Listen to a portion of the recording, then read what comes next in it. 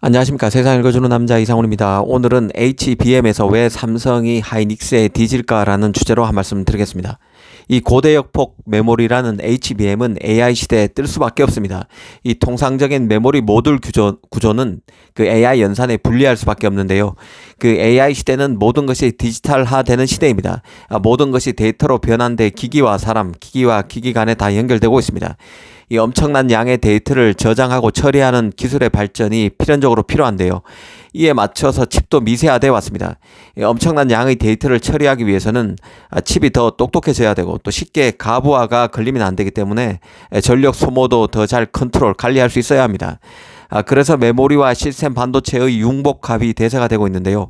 이 전통적인 메모리 반도체의 기능을 넘어 보다 능동적인 소자로 거듭나지 못하는 메모리는 그 AI 시대에는 외면받게 됩니다.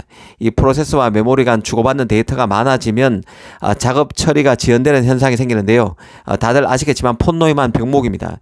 CPU는 빠른데 메모리는 그 속도를 못 쫓아와서 생기는 현상이죠. 그래서 D램보다 더 빠른 메모리, 이 가령 캐시 메모리, SRAM 같은 것을 프로세서 옆에 붙이는 것입니다. 바로 속도 차이를 개선하기 위한 것이죠. 이 같은 맥락의 연장선에서 속도를 개선하기 위한 다른 솔루션으로 HBM 핌 같은 것들이 나왔습니다. 이 핌은 프로세싱 인 메모리 약자입니다. 프로세서 기능을 결합한 D램을 말하는 것입니다. 메인 프로세서가 빨리 작업을 처리할 수 있도록 일종의 서포팅 할 수 있는 메모리라고 이해하시면 됩니다. 핀만 있는 게 아니죠. 핀 반도체가 조금 변형된 프로세싱 니어 메모리 반도체도 있습니다. 바로 니어 메모리입니다. 이는 메모리와 매우 가까운 위치에서 동작하는 프로세서를 만들어서 데이터 이동에 필요한 전력 소모를 줄인 게 특징입니다.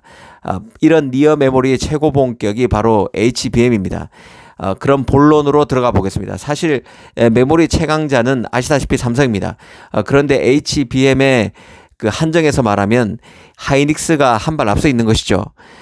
하이닉스는 이미 지난해인 2022년 6월 HBM3 생산을 시작해서 현재 HBM3 물량을 공급하는 유일한 업체입니다. 하지만 삼성은 올 하반기에 HBM3를 양산합니다. 이런 차이는 어떻게 나왔을까요? 현재 그 시장에서 형성된 HBM 경쟁 구도를 이해하기 위해서는 CPU, GPU와 같은 프로세서 업체들의 경쟁을 함께 생각해 봐야 이해할 수 있습니다.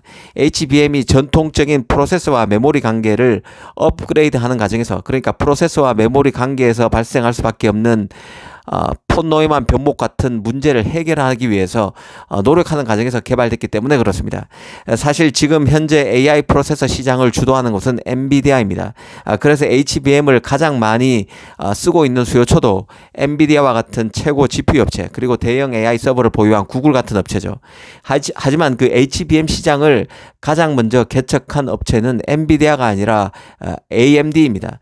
AMD는 지난 2008년에 게임 GPU 성능에 맞춰서 메모리 대역폭을 지속적으로 확장할 경우에 더 많은 전력이 필요할 수밖에 없다고 판단하고 낮은 전력으로 높은 대역폭을 제공할 수 있는 메모리 솔루션을 찾기 위해서 노력했습니다. 그랬던 AMD가 손잡았던 업체가 바로 하이닉스와 패키징 업체인 엠코였습니다. 그 결과 하이닉스는 2013년에 첫 HBM을 개발하는 데 성공했습니다. 2년 뒤인 2015년에는 AMD 그 PG 시리즈 게이밍 GPU용 HBM을 첫 출하하게 되는데요. 하지만 그 HBM은 게임 GPU 성능에 있어서 큰 변화를 가져오진 못했습니다. 바로 배가 이후 게임 카드에 GDDR을 사용하기 시작했기 때문인데요. 지금도 엔비디아와 AMD의 최상위 게임용 GPU는 여전히 HBM보다 더 싼 저렴한 GDDR6를 사용하는 게 현실입니다. 하지만 그 하이닉스는 AMD와의 협업으로 인해서 HBM 시장에 일찌감치 눈을 뜰 수 있었습니다. 그 GDDR이라는 그래픽 D램이 나오면서 초기 HBM은 그 시장성, 그 상업성 부족으로 사실상 실패했습니다. 하지만 AMD의 문제의식이 틀린 것은 아니었죠. AMD의 문제의식은 옳았던 것입니다.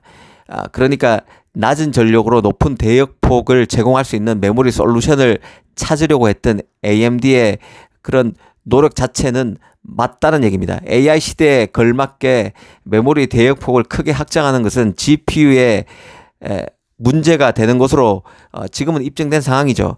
특히 데이터 센터 GPU에는 기존 대역폭의 D램으로는 한계가 있다는 게 드러난 상황입니다. 추론 및 그 훈련 워크로드는 메모리 직약적일 수밖에 없습니다. AI 모델의 매개 변수 수가 기하급수적으로 증가하기 때문에 메모리에서 훈련 및 추론 데이터를 저장하고 검색하는 기능에 의해서 벽목 현상이 나타나게 됩니다. 바로 메모리 벽, 메모리 월이 생긴다는 뜻이죠. 결국 해결책은 첨단 데이터 센터 GPU를 HBM과 함께 패키징하는 것입니다. 이 HBM은 GPU와의 거리도 가깝고 대역폭도 훨씬 더 크기 때문에 넓기 때문에 이런 문제를 해결할 수 있다는 뜻입니다. 엔비디아는 2016년에 첫 번째 HBM GPU인 P100을 출시했는데요. 이 파트너는 이미 AMD와 연구를 해서 HBM에 눈을 뜬 하이닉스였습니다. 오늘날 많은 HPC 관련 칩 회사들은 AMD와 하이닉스의 노력의 결실을 지금에서 누리고 있다고 봐야 합니다. 더 대상을 추각해서 엄밀히 말한다면 AMD의 문제의식, AMD의 노력의 결과에 따른 가시를 누리고 있다고 이해하시면 될 것 같습니다. 현재 그 HBM 시장의 최고 강자는 뭐니 해도 하이닉스입니다. HBM의 선구자로서 삼성보다 앞선 기술 로드맵을 가졌다고 이해하시면 될 것 같습니다. HBM의 주요 과제는 메모리를 패키징하고 적층하는 것인데요. 하이닉스는 이런 공정 흐름 지식을 가장 많이 축적한 상태라고 보시면 될 것 같습니다. 이 삼성은 하이닉스에 이어서 2위로 올 하반기에 HBM3를 출하하게 됩니다. 아마 엔비디아와 AMD GPU용으로 HBM을 설계할 것으로 봅니다. 이 삼성으로서는 표준 메모리와 마찬가지로 HBM 시장에서도 점유율 1위를 차지하기 위해서 지금 한창 투자에 나서고 있는 상황입니다. 이미 시장에서는 삼성이 HBM 시장에서 하이닉스에 놓쳤던 시장 점유율을 더 많이 확보하기 위해서 일부 엑셀레이터 회사들과 유리한 거래를 깨하고 있다는 얘기도 있습니다.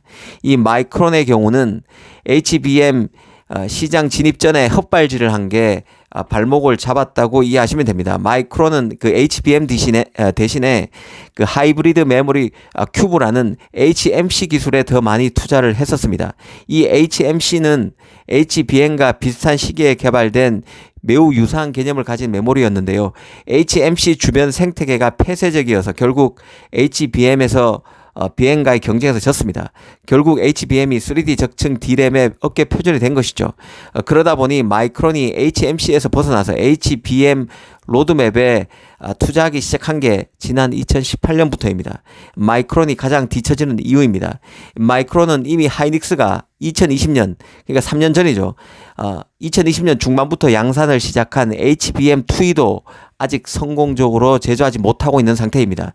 다만 마이크론은 최근에 내년인 2024년 초에 최첨단 HBM3를 내놓고 하반기에는 HBM3E도 만들어서 엔비디아와 거래를 트겠다고 밝힌 상황인데요. 제대로 될지는 지켜봐야 할 것입니다. 정리하면 현재 HBM 시장에서 하이닉스가 가장 강력한 위치를 유지하고 있고 삼성은 엄청난 공급 증가 그리고 가감한 로드맵 또 마지막으로 계약 체계를 따라잡기 위해서 매우 열심히 추격하는 상황으로 볼 수 있습니다. 오늘은 HBM 시장의 경쟁 구도를 통해서 메모리와 프로세서 간의 관계 그리고 프로세서 업체들의 연구 노력 등을 세부적으로 살펴봤습니다. 감사합니다.